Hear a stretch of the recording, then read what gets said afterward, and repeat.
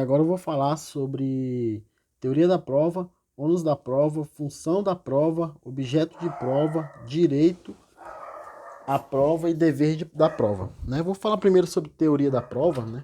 A prova ela é fundamental. O que é prova no caso, né? Primeiro vamos começar assim. A prova ela é uma situação, no caso é algo em que as partes têm, procuram e buscam para alegar os fatos em que ela está narrando. Né? Como assim?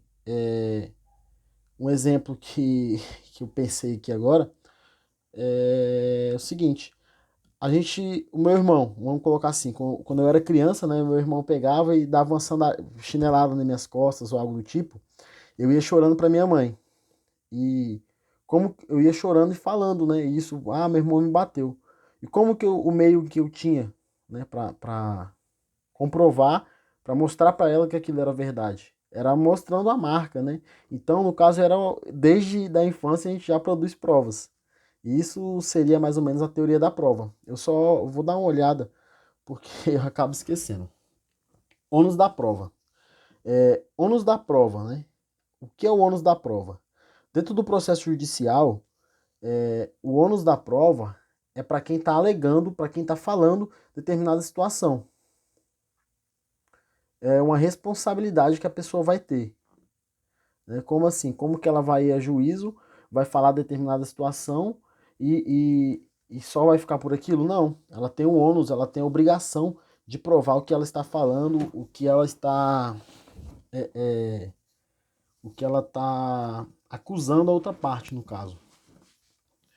E função da prova.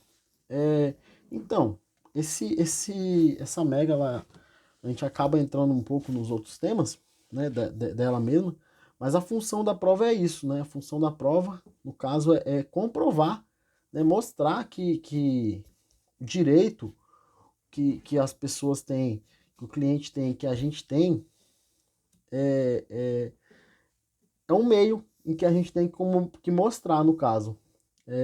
Eu acabei me confundindo um pouco, né? Eu não sei se ficou claro isso, mas a função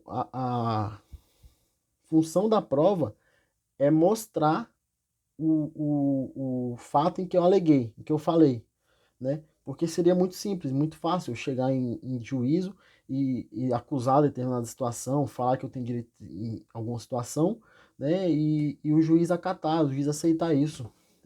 Lembra um pouco da matéria de filosofia em que o professor falava dos sofistas, né? O que eram os sofistas? Eram as pessoas que tinham o dom da fala, o dom da palavra. Como assim? Elas pegavam e convenciam, elas não estavam nem aí para a situação, no caso, se era verdade ou não. Elas só queriam saber do convencimento. Então a prova, ela veio, dentro do processo, ela é fundamental, porque se não existisse a prova, o que aconteceria?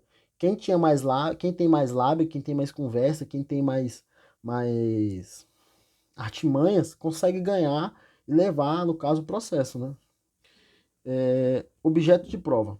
O objeto de prova é a coisa, no caso, direito ou a coisa em que tem que levar o conhecimento do juízo. Vamos colocar o objeto de prova. É isso, o objeto de prova. Direito à prova e dever de prova. Então, o direito à prova é das partes, né? Todas as duas partes têm direito à prova. Tanto que na inicial, o autor ele junta as provas, né? E o réu tem o direito da ampla defesa na contestação, em que ele contesta as provas da inicial e pode ir colocando as suas provas, né? E mostrando de outra forma, de outro ponto de vista, o que foi acusado. E o dever de prova é das partes. Né? O dever de prova é de quem está alegando, de quem está falando determinada situação. Assim como eu já expliquei, pois seria muito fácil eu falar determinada situação, acusar alguém, falar que eu tenho direito em determinada situação. Se eu não tenho prova, vai ganhar a ação, vai ser feliz dentro do processo quem tem mais lábia, e quem tem mais artimanhas para conseguir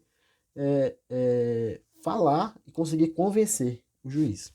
E é isso, né? Eu acho que esse convencimento ele tem que ser por meio de provas, por meio de meio um meio mais seguro, né? No caso.